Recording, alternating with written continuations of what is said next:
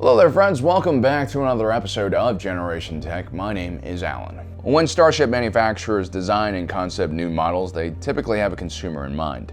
The big three are military, corporates, and individual sales to private spacers. But the reality is a good percentage of potential buyers don't really fit into one of these three categories. A good number of these buyers are probably not even customers that manufacturers want, like when sketchy insurgent organizations start turning the Toyota Hilux into a self-propelled anti-aircraft platform. I'm sure Toyota did not highlight this in their quarterly shareholder meeting.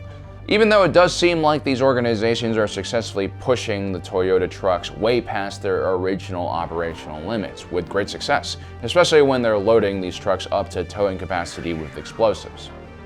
In the Star Wars universe, you also have less than legitimate professions that depend heavily on robust and well-built ships, like being a pirate or a smuggler or a slaver. And I'm sure Corellian Engineering Corporation really hates the fact that the Zygerian Empire loves using their YV Aurori class freighter, which was most likely designed to ship nerfs or other animals and not sentient Togrutans to slave camps.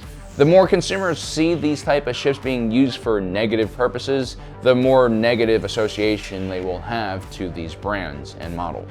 For example, to this day, the Ford Bronco is still associated with murder suspects involved in slow-speed chases on the highway. In the same way, the Slave One, which started out life as a prison patrol and transport ship, also became unanimously associated with bounty hunting. Now, bounty hunting seems to be taking center stage in the galaxy once again because of a lack of law enforcement and stuff. Din Djarin was a bounty hunter, and Boba Fett used to be one before he fell into that Sarlacc pit and realized he wanted to be the one in charge and running the operation now. Starship manufacturers definitely don't want to cater towards bounty hunters, and so they don't design ships specifically for bounty hunting. But these enterprising self-employed contractors usually do find a way to make this ship of their dreams. And so that's what we're going to be talking about today, some perfectly ordinary ships that can be upgraded into a perfect bounty hunting vessel. We're not going to be talking about Slave One and some of the more famous and recognized ships because that's already been done. Alright, enjoy.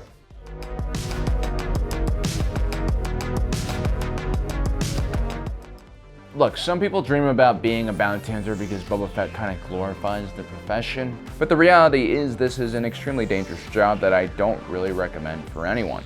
It's tough, the pay isn't good, and there's a good chance you'll die before even completing your first mission.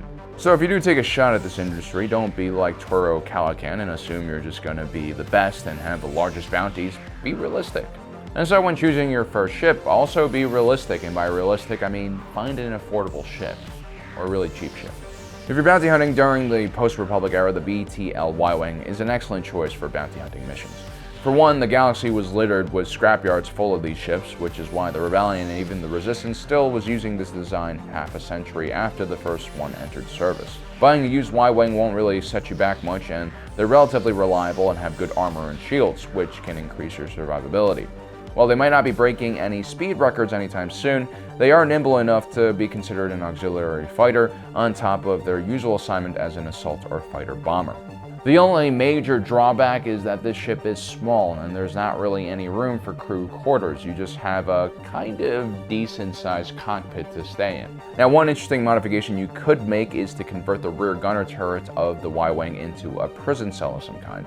This way your prisoner is isolated from you and won't be trying to kill you while you're piloting.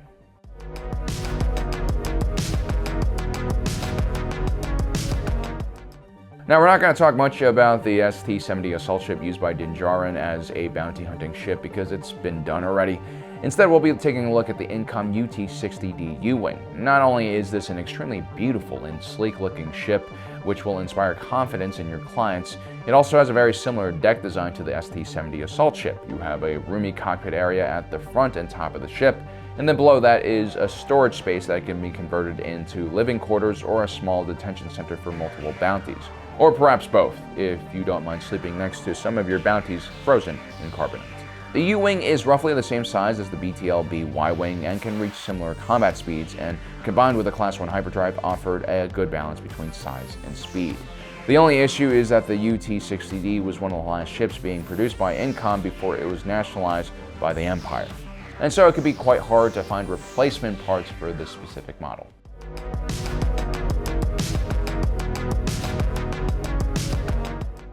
A list of starships used in dangerous jobs would not be complete without an entry from Corellian Engineering Corporation.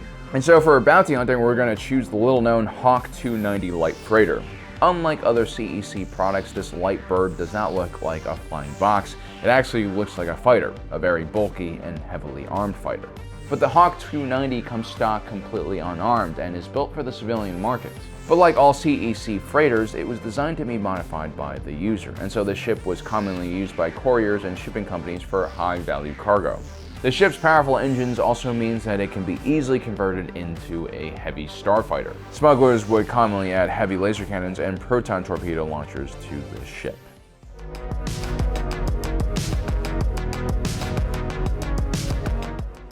Now, if you like the gunship style configuration offered by the Ewing and Dingeren's Razor Crest, but are a senior fleet system fanboy, or as I like to call them, TIE boy, then the TIE RP Reaper Attack Lander is a sleek and beautiful choice for bounty hunting missions. Designed to ferry elite shock troopers straight into the middle of a battle, this top-of-the-line ship is equipped with the best military-grade shields, armor, sensors, along with an impressive Class 1 hyperdrive. It also has 2 laser cannons, which can be used in a dogfight. The TIE Reaper is around the same length as a Ywing and a Ewing, but a bit less maneuverable and slower. But its armor means that you'll be able to take a lot more direct blows to its hull. Another great aspect of the TIE Reaper is that it's aerodynamic, which means that it can actually glide around if you lose power.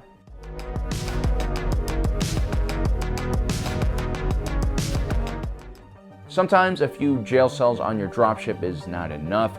Some individuals like to hunt bounties in bulk. This is where the HCT 2001 Dragon Boat comes into place. This was a 95.28 meter long ship which was designed for one purpose: the transport of massive amounts of people against their will. Powered by 2 engines, this ship could handle up to 7 cargo modules, which can be jettisoned at any time into space. This means that you don't even have to go planet-side in order to deliver a bounty. You can just jettison them from orbit to make things a bit easier. The Trandoshans loved using these ships to gather exotic prey for their special hunting sanctuaries.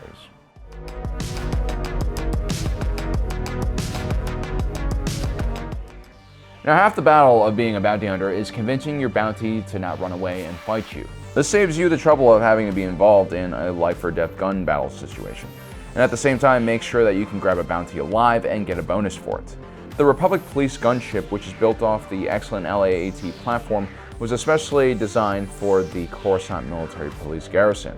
It was less heavily armed and more compact, and more importantly was recognized as a police vessel, granting whoever is flying it a bit more authority.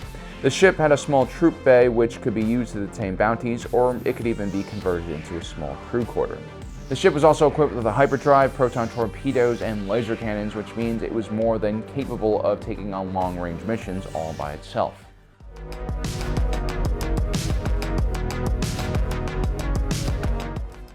As a bounty hunter, you're going to have to assume a lot of risks. You're generally enforcing bounties that might be legal in one system but are not exactly valid in other parts of the galaxy. You're also carrying weapons and doing dangerous things, which could be viewed as bounty hunting in one system but as kidnapping in another. Oftentimes, bounties will hide in systems that are more politically friendly towards them and will offer them protection. So using spaceports and announcing your presence during a mission might be a big issue. While most world security protocols are easy enough to infiltrate with some signal scramblers, and finding a place to land in the wilderness can also be easy, on water worlds it's relatively hard to find dry places to store your ship without having to go to a spaceport. This is where the AIATI, or Amphibious Interstellar Assault Transport, comes into play. This 31.5 meter long ship is designed as a troop carrier and was used by the true Mandalorian Yaster Mareel himself on several combat missions. The AIAT, more importantly, could land in water on its large ocean-faring hull. Now, you are going to be sacrificing some maneuverability and speed, of course, for this.